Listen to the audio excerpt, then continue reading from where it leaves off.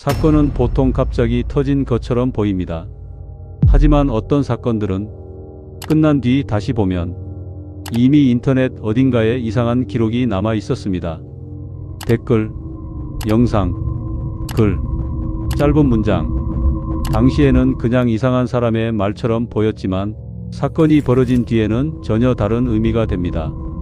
오늘은 사건이 터진 뒤 다시 보니 소름 돋는 글 탑3를 보겠습니다. 3위. 파크랜드 총격 사건. 2018년 미국 플로리다의 한 고등학교에서 총격 사건이 벌어졌고 17명이 목숨을 잃었습니다. 그런데 사건 전 유튜브에는 이상한 댓글 하나가 남아 있었습니다. 자신이 학교 총격범이 되겠다는 식의 문장이었습니다.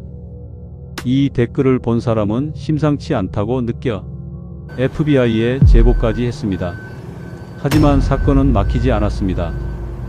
이 기록이 무서운 이유는 댓글 하나 때문만은 아닙니다. 인터넷에는 매일 이상한 말이 넘쳐납니다. 분노, 허세, 장난, 관심 끌기. 문제는 그중 어떤 것이 진짜 위험 신호인지 사건이 터지기 전에는 아무도 확신하기 어렵다는 점입니다.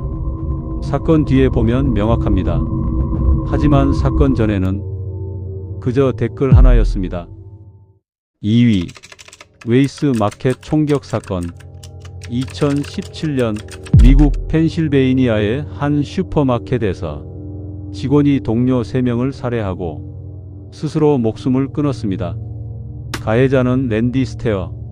사건 뒤 사람들은 그가 인터넷에 남긴 흔적을 다시 보게 됩니다.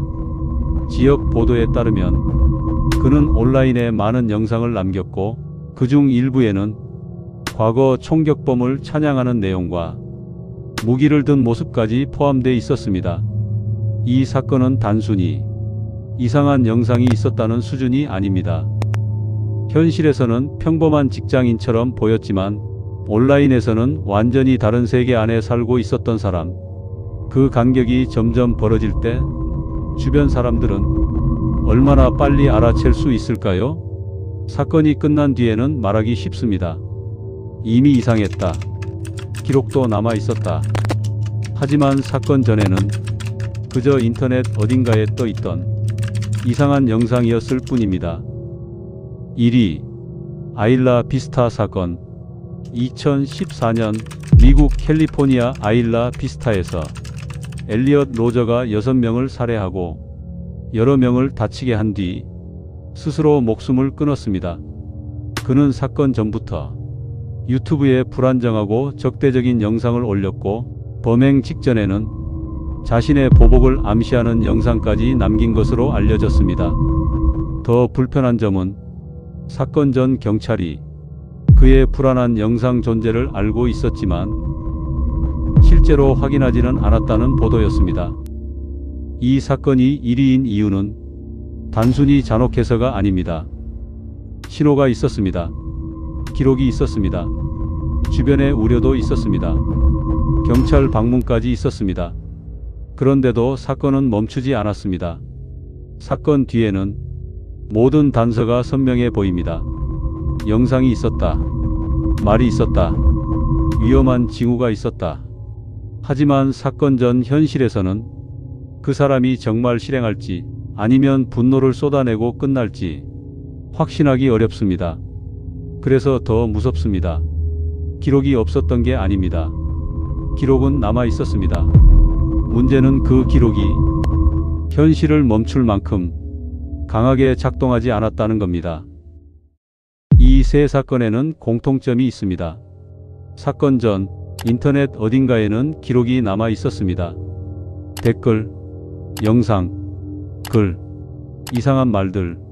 하지만 그 기록들은 사건이 벌어진 뒤에야 비로소 의미를 갖게 됐습니다. 우리는 결과를 알고 나서 과거를 다시 봅니다. 그러면 모든 것이 분명해 보입니다. 저 말은 위험했다. 저 영상은 이상했다. 저 댓글은 경고였다. 하지만 사건 전에는 그 모든 것이 그렇게 선명하지 않았습니다. 인터넷에는 매일 수많은 분노와 장난, 허세, 진짜 위험 신호가 뒤섞입니다. 그래서 더 무섭습니다. 경고가 없어서가 아니라 경고가 있어도 그걸 경고라고 확신하기 어렵기 때문입니다. 사건은 끝났습니다. 하지만 질문은 남습니다. 우리는 정말 사건이 터지기 전에 그 신호를 알아볼 수 있을까요?